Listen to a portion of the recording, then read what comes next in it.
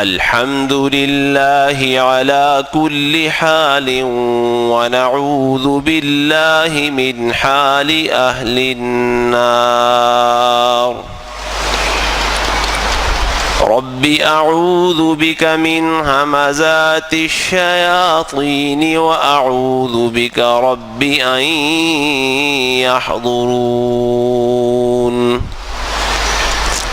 أعوذ بالله السميع العليم وبوجهه الكريم وسلطانه القديم من الشيطان الرجيم.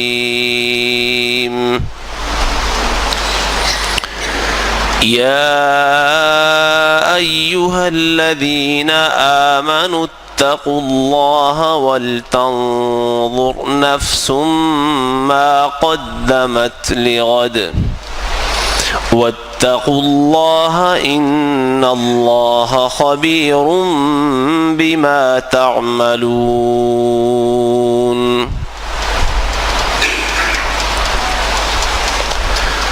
اے لوگو جو ایمان لائے ہو،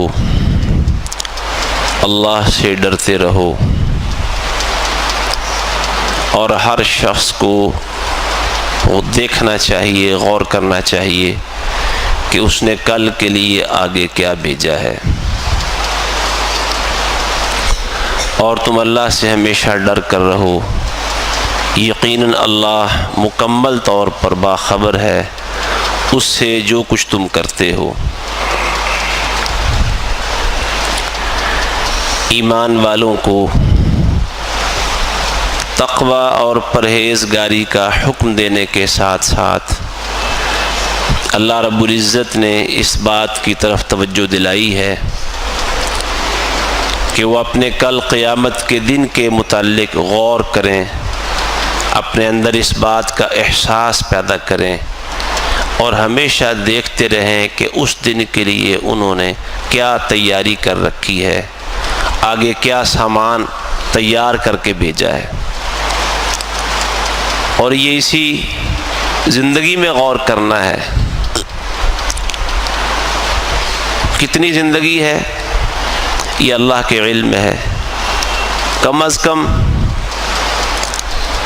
بالغ ہونے کے بعد جوانی کے ابتدائی دنوں سے لے کر جب تک بھی انسان زندہ رہے، وہ جوانی کی عمر اس کی حدوں کو پار کرتے ہوئے بڑھاپے تک پہنچ جائے اور بڑھاپے کی بھی آخری حدوں تک کو چھو لے، اسے بہرحال یہ غور کرتے رہنا چاہیے. مرتے دم تک اس کے دل میں یہ فکر ہونی چاہیے کہ میری کل کے لیے تیاری کیا ہے. ورنہ جب وہ کل آئے گی تو پھر صورتحال کیا ہوگی؟ یوم تجد کل نفس ما عملت من خیر محضرا وما عملت من سوء تود لو ان بینہا وبینہ امدا بعیدا. اس دن ہر شخص اپنا ہر نیک عمل بھی اپنے سامنے دیکھے گا اور برے اعمال بھی اس کے سامنے ہوں گے. جب وہ اپنے گناہ، اللہ کی نافرمانیاں اور جو برائیاں دنیا میں کر رکھی تھیں انہیں دیکھے گا تو پھر خواہش ہوگی تود لو ان بینہا وبینہ امدا بعیدا، کاش کہ اس کے اور اس کے گناہوں کے درمیان ایک لمبا فاصلہ حائل کر دیا جائے. انسان اس دن اپنے گناہ دیکھ دیکھ کے پچھتائے گا اور وہ کہے گا یقول یا لیتنی قدمت لحیاتی، ہائے کاش کہ میں نے اپنی آج کی زندگی کے لیے کچھ نہ کچھ سامان تیار کر کے آگے بھیجا ہوتا. حیاتی اس وقت یہاں ہیں تو ہمیں حیات یہی نظر آتی ہے کہ یہی زندگی ہے. بابر بعیش کوش کے عالم دوبارہ نیست، وہ موج میلہ کر لو، زندگی دوبارہ نہیں ملنی. خوب مستی کر لو، خر مستیاں کر لو، خواہشات پوری کر لو، دوبارہ موقع نہیں ملے گا، زندگی ایک ہی دفعہ ملنی ہے، انجوائے کرنے آئے ہیں، کرتے چلے جاؤ، اس کو زندگی سمجھتے ہیں۔ لیکن جب وہاں پہنچیں گے تو پتہ چلے گا زندگی تو اب شروع ہوئی ہے۔ یا لیتنی قدمت لحیاتی، کاش کاش کاش کاش کرتے پھریں گے۔ یا لیتنا اطعنا اللہ واطعنا الرسول، یا لیتنی اتخذت مع الرسول سبیلا، یا لیتنی کنت ترابا، لیکن اس حسرت، اس افسوس کا کوئی فائدہ نہیں ہوگا، وہ کاش کاش ہی رہ جائے گی۔ کاش کہ میں آج کی زندگی کے لیے کچھ سامان تیار کر کے بھیج چکا ہوتا، لیکن اس دن فائدہ کوئی نہیں ہوگا۔ اسی لیے اللہ رب العزت نے فرمایا کہ آج غور کر لو، آج چیک کر لو اپنے آپ کو، اپنا محاسبہ کرو، اپنا دھیان کرو، اپنے اعمال پہ غور کرو، اپنے نفس کو اللہ کی اطاعت و فرما برداری، اللہ کے ڈر اور خوف کی لگام دو، اور دیکھو کہ کل کے لیے تمہاری تیاری کیا ہے۔ ایسی کل کہ جہاں سے واپسی کوئی نہیں، جہاں اگر کسی کو کوئی پچھتاوا لاحق ہوا تو پھر وہ ہمیشہ پچھتاوا رہے گا، اس پچھتاوے سے حاصل کچھ نہیں ہوگا۔ اب پچھتائے کیا حوت، جب چڑیاں چگ گئیں کھیت، جب سارا کچھ ہاتھ سے نکل جائے گا پھر پچھتاوا کسی کام نہیں آئے گا۔ آج غور کرنا ہے، وَلْتَنْظُرْ، ابھی غور کرو، ہر شخص غور کرے، مَا قَدَّمَتْ لِغَدْ، کل کی تیاری کیا ہے۔ اپنے نفس کو قابو میں رکھنا ہے، اسے نکیل ڈال کے رکھنی ہے۔ اگر اسے نکیل نہیں ڈالو گے یہ نفس بے قابو ہو جائے گا، خواہشات کے پیچھے چل نکلے گا، تمہیں لے ڈوبے گا۔ اور یہاں دیکھیے اللہ نے تقوی کا حکم دیا پہلے، یا ایھا الذین آمنوا اتقوا اللہ ولتنظر نفس ما قدمت لغد، پہلے تقوی کا، پرہیزگاری کا حکم ہے، اور پھر کہا کہ کل کے بارے میں ہر شخص کو، مومن کو غور کرنا چاہیے، کل کا سامان کیا تیار کیا ہے۔ میمون بن مہران رحمہ اللہ تعالی کہتے ہیں بندہ اس وقت تک متقی نہیں ہو سکتا جب تک وہ اپنے نفس کا محاسبہ نہیں کر لے گا۔ متقی بننے کے لیے ضروری ہے کہ آدمی اپنے نفس کا محاسبہ کرے، اور محاسبے کا انداز کیا ہونا چاہیے، طریقہ کیا ہے، یعنی بات غور والی بات ہے کہ متقی بننے کے لیے، پرہیزگار بننے کے لیے اپنے نفس کا محاسبہ یہ بڑا ضروری ہے۔ چیک اینڈ بیلنس، ایک سمجھدار دکاندار، تجارت پیشہ شخص، کاروباری آدمی وہ چیک اینڈ بیلنس ضرور رکھتا ہے۔ اپنی انویسٹمنٹ، اصل سرمایہ، راس المال وہ کیا تھا، ہر روز، ہفتے بعد، مہینے بعد، 6 مہینے بعد، اور پھر سال کے بعد وہ حساب کرتا ہے، میرا سفر شروع کہاں سے ہوا تھا، میں پہنچا کہاں ہوں، میری آمدن کیا ہے، میرے اخراجات کیا ہیں۔ جو آدمی اپنی آمدن اور اخراجات کو نظر میں رکھ کے اپنے اخراجات کو کنٹرول نہیں کرتا، اپنے کاروباری معاملات کو درست نہیں کرتا، اسے بے وقوف کہتے ہیں، اسے عاقبت نااندیش کہتے ہیں۔ یہ اس کاروبار کی بات ہے جس کا نفع یا نقصان دنیا میں ہی رہ جائے گا، لیکن آخرت کے معاملے میں ہم کتنے نااہل اور کس قدر نالائقی کا ثبوت دیتے ہیں کہ ہم آخرت کے بارے میں، آخرت میں جواب دہی کے سلسلے میں اپنے نفس کا محاسبہ نہیں کرتے، اپنے اعمال کا جائزہ نہیں لیتے۔ تو میمون بن مہران کہتے ہیں متقی ہوتا ہی وہ شخص ہے جو اپنے نفس کا محاسبہ کرے، اپنے اعمال کا جائزہ لے، اللہ کی اطاعت اور فرما برداری دونوں طرح کے اعمال کو دیکھے۔ اور انداز کیا ہو، نفس کے محاسبے کا انداز کیسا ہونا چاہیے، کہتے اس کا انداز یہ ہو جس طرح دو کاروبار میں شراکت کرنے والے شراکتی جس طرح ایک دوسرے کے معاملات کا پوری طرح سے جائزہ لیتے ہیں، 2 افراد ہوں، 3 ہوں یا زیادہ ہوں، ایک گروپ بن جائے کاروبار میں سرمایہ کاری کرنے کے لیے، تو سارے پہلے تو شرائط طے کرتے ہیں، پھر شرائط طے کرنے کے بعد ہر آدمی ایک دوسرے کے معاملات پر پوری نظر رکھتا ہے کہ کہیں ہر آدمی کو اس بات کی فکر ہوتی ہے کہ میرا سرمایہ ضائع نہ ہو جائے، میرا راس المال کہیں جاتا نہ رہے۔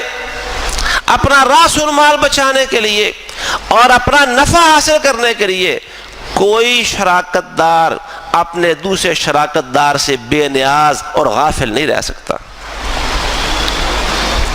اور جب خاص طور پہ یہ پتہ ہو کہ میرا شراکت دار خائن آدمی ہے، وہ داؤ پیچ بڑے لگاتا ہے، وہ بڑا کھلاڑی ہے، کھیلنا جانتا ہے سرمایہ کے ساتھ، باتوں کے ذریعے وہ معاملات کو ہینڈل کرنا جانتا ہے، بڑا دھنی ہے معاملات کو، کاغذی کاروائیاں، جال سازیاں اور دیگر معاملات کو سمیٹنے لپیٹنے اور دھوکہ دینے کا بڑا ماہر ہے، کاروباری بہت بڑا ہے لیکن دھوکے بازی بہت بڑا ہے، پتہ ہے کہ میں نے ایسے شخص کے ساتھ سرمایہ کاری کر رکھی ہے، تو کیا اس سے آدمی کبھی غافل ہو کر خواب خرگوش کے مزے لے سکتا ہے؟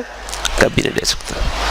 پتہ ہے کہ میں نے ایک ایسے شخص کے ساتھ سرمایہ کاری کی ہے، ایسے شخص کے ساتھ میں نے شراکت داری کی ہے جو خائن ہے، جو دھوکہ دینے میں اور فراڈ کرنے میں اپنی مثال آپ ہے، پھر آدمی اس سے کبھی غافل اور کبھی بے نیاز نہیں ہو سکتا۔ جب نفس کے بارے میں یہ حقیقت واضح ہے کہ ان النفس لامارۃ بالسوء، کہ یہ نفس انسان کو برائی کا حکم دیتا ہے، تو پھر نفس کو اس کے حال پر چھوڑ دینے سے انسان کا نفع تو کیا اسے ملے گا، اس نفس سے اس کا راس المال بھی جاتا رہے گا۔ انسان سرمایہ کاری کس لیے کرتا ہے؟ کہ اسے نفع حاصل ہو، اور جب اسے نفع حاصل ہونے کی بجائے اصل مال بھی اس کا کھایا جائے تو بتائیے اس آدمی کے نقصان کا کیا عالم ہوگا۔ تو بات کیا ہو رہی تھی؟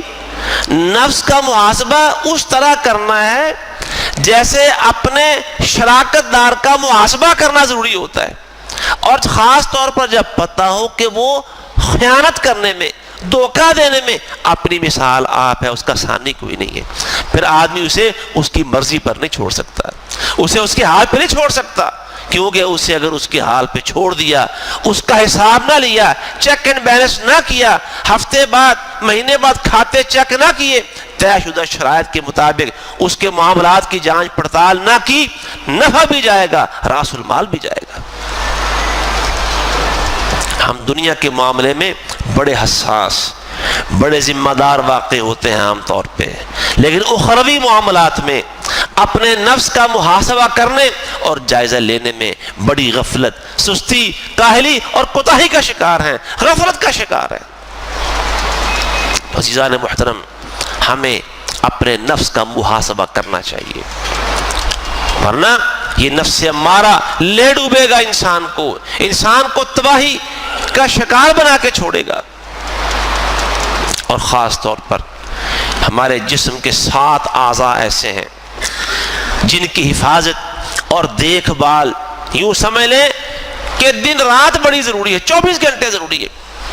اگر ان 7 اعضاء کا محاسبہ کر لیا، انہیں اللہ کی اطاعت و فرما برداری کی لگام ڈال دی، اللہ کے خوف اور ڈر سے ان کو نکیل ڈال دی، تو انشاءاللہ امید ہے باقی معاملہ ٹھیک ہو جائے گا۔ جسم کے 7 اہم ترین ظاہری اعضاء، ان میں سے ایک انسان کی آنکھیں ہیں، انسان کے کان ہیں، انسان کی زبان ہے، ہاتھ ہیں، پاؤں ہیں، اسی طرح انسان کی شرمگاہ ہے، اور اسی طرح یہ 7 اعضاء ہیں، ان کے بارے میں قرآن مجید میں اللہ رب العزت نے خصوصی تاکید فرمائی ہے۔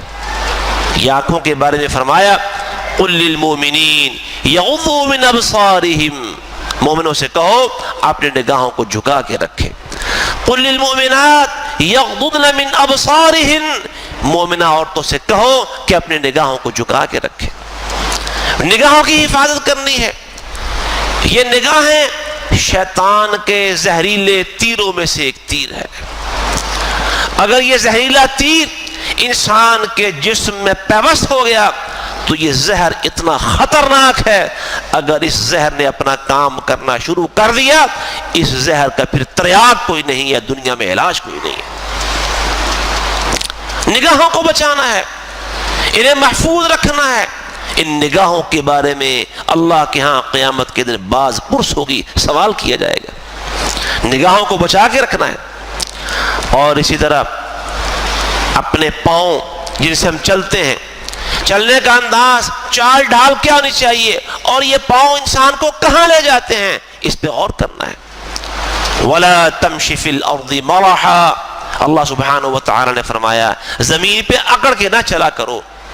یہ ٹانگیں اللہ کی نعمت ہیں، چلنے کے لیے دی ہیں، لیکن تمہاری چار اور ڈھال میں کوئی تکبر، فخر اور غرور نہیں ہونا چاہیے، بلکہ ایمان والوں کی صفت بتاتے ہوئے فرمایا وَعِبَادُ الرَّحْمَنِ الَّذِينَ يَمْشُونَ عَلَى الْأَرْضِ هَوْنًا، جو رحمان کے بندے ہیں زمین پہ بڑی آہستگی سے اور نرمی کے ساتھ چلتے ہیں۔ اکڑ کے نہ چلا کرو، اِنَّكَ لَن تَخْرِقَ الْأَرْض، تم زمین کو پھاڑ نہیں سکتے، تمہارے روب سے زمین پھٹ نہیں سکتی۔ وَلَن تَبْلُغَ الْجِبَالَ طُولًا، اور نہ اپنی گردن کو تناؤ کے ساتھ اور اکڑ کے ساتھ چلو گے، تو اس اکڑ کے ساتھ چلنے سے تم پہاڑوں کی بلندی کا مقابلہ نہیں کر سکو گے۔ نرمی کے ساتھ چلا کرو، نرمی کے ساتھ چلنا ہے، زمین پہ اکڑ کے نہیں چلنا، اپنے ٹانگوں اور چال ڈھال کا حساب ہونا ہے۔ اسی طرح انسان کو اپنی زبان کا بھی خیال رکھنا ہے۔ یہ زبان اللہ رب العزت نے دی ہے، تو زبان کے بارے میں حساب کتاب ہوگا۔ شرمگاہ کی حفاظت کرنی ہے۔ نبی کریم صلی اللہ علیہ وسلم نے فرمایا من یضمن لی ما بین لحییہ وما بین رجلیہ اضمن لہ الجنہ، جو آدمی مجھے اس بات کی ضمانت دے دے کہ وہ زبان کی حفاظت کرے گا اور شرمگاہ کی حفاظت کرے گا، میں اسے جنت کی ضمانت دیتا ہوں۔ ورنہ اگر آدمی اپنی زبان کو بے لگام کر دے، نتیجہ کیا نکلے گا؟ مسند احمد میں، سنن نبی داود اور سنن ترمذی میں سیدنا معاذ بن جبل رضی اللہ تعالیٰ عنہ سے مروی حدیث ہے کہ نبی علیہ الصلوۃ والسلام نے فرمایا وَهَلْ يُكِبُّ النَّاسَ عَلَى مَنَاخِرِهِمْ أَوْ عَلَى وُجُوهِهِمْ إِلَّا حَصَائِدُ أَلْسِنَتِهِمْ، بہت سارے لوگوں کو قیامت کے دن ان کی زبانوں کی کمائی کی وجہ سے جہنم میں الٹا کر کے لٹکا دیا جائے گا۔ یہ زبان اتنی خطرناک چیز ہے۔ اور نبی علیہ الصلوۃ والسلام نے فرمایا جسم کے سارے جوڑ اور اعضاء دن میں 5 مرتبہ انسان کی زبان کے سامنے منت اور سماجت کرتے ہیں، یوں سمجھ لیں جیسے ہاتھ جوڑ دیتے ہیں زبان کے آگے، کہتے ہیں ہمارے معاملے میں اللہ سے ڈرو، ان استقمت استقمنا وان اعوججت اعوججنا، زبان اگر تم سیدھی رہی تو ہم بھی سیدھے رہیں گے، بچ جائیں گے، اگر تو ٹیڑھی ہو گئی ہم بھی ٹیڑھے کر کے جہنم میں ڈال دیے جائیں گے۔ زبان کی حفاظت کرنی ہے۔ یہ زبان اللہ کی عظیم نعمت ہے۔ اگر اللہ کے ذکر سے لا خیر فی کثیر من نجواہم الا من امر بصدقۃ او معروف او اصلاح بین الناس، زبان سے صدقے کا حکم کرے آدمی، زبان سے امر بالمعروف اور نہی عن المنکر کرے، زبان سے لوگوں کی صلح کروا دے، زبان سے تلاوت قرآن کرے، زبان اپنی ذکر اللہ سے تر رکھے، اپنی زبان کو ذکر اللہ میں مصروف رکھے، انسان زبان کی آفات سے بچ جائے گا۔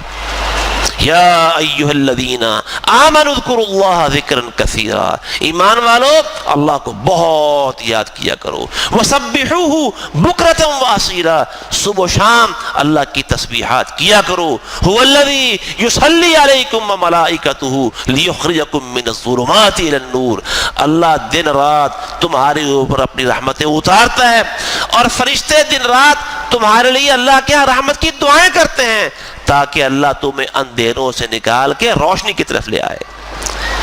یہ اندھیروں سے نکل کے روشنی کی طرف جانے کا سفر آسان کیسے ہوگا؟ اپنی زبان کو ذکر اللہ میں، تسبیحات میں، اللہ کی حمد میں اور ثنا میں مصروف کر دیا جائے۔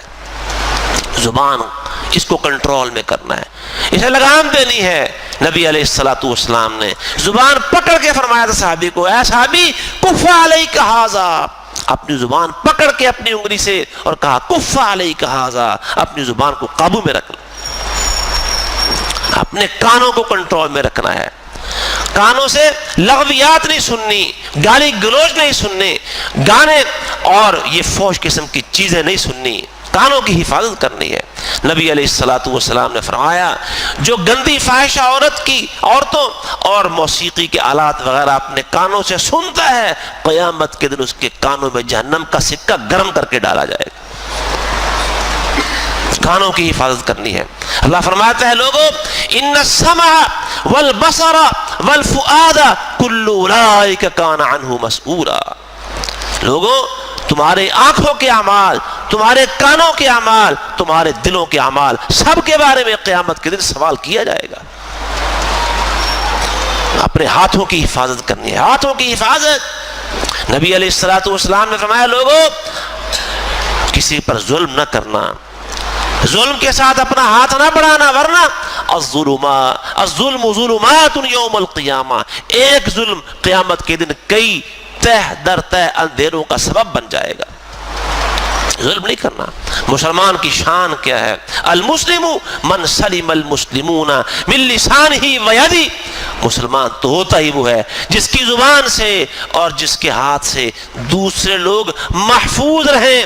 صرف یہی نہیں بلکہ اس سے اگلا درجہ تو یہ ہے، یہ پہلی سٹیج ہے کہ مسلمان کی زبان سے دوسرے محفوظ رہیں، مسلمان کے ہاتھ سے دوسرے محفوظ رہیں۔ دوسرا درجہ اسی حدیث کے مطابق یہ ہے کہ اس کی زبان سے لوگوں کو سلامتی ملے اور اس کے ہاتھوں سے بھی لوگوں کو سلامتی ملے۔ مطلب یہ کہ مسلمان کے قول سے، مسلمان کے فعل سے دوسروں کو تکلیف نہیں پہنچنی چاہیے۔ زبان کو لگام دینی ہے، ہاتھوں کو کنٹرول کرنا ہے۔ نبی علیہ الصلوۃ والسلام نے فرمایا صحابہ بتاؤ مفلس کون ہے، کنگال کون ہے؟ کہنے لگے جی من لا درہم لہ ولا متاع، جس کے پاس ساز و سامان نہ ہو وہ کنگال ہے۔ فرمایا نہیں، میری امت کا مفلس وہ ہے جو قیامت کے دن نیک اعمال لے کے آئے گا، انبار ہوں گے، سنبھالے نہیں جائیں گے، ڈھیر ہوں گے پہاڑوں کی طرح، لیکن کیا ہوگا؟ کسی کو گالی دی ہوگی، کسی پر الزام لگایا ہوگا، کسی کو تھپڑ مارا ہوگا، کسی کی بے عزتی کی ہوگی، رسوائی کی ہوگی، کسی کو قتل کر ڈالا ہوگا، کسی پر الزام اور بہتان لگایا ہوگا۔ آئیں گے، ایک آئے گا یا اللہ اس نے میرے ساتھ یہ بدسلوکی کی، ایک آئے گا یا اللہ اس نے میرا فلاں حق دبایا، ایک آئے گا یا اللہ اس نے مجھے گالی دی، ایک آئے گا یا اللہ اس نے مجھ پر بہتان لگوایا، ایک آیا یا اللہ اس نے میرا مال دبا لیا تھا۔ قیامت کے دن پہ سودا پیسوں کے ساتھ نہیں ہوگا، اللہ اس کے نیک اعمال میں سے نکال کے حقداروں کو دیتا رہے گا۔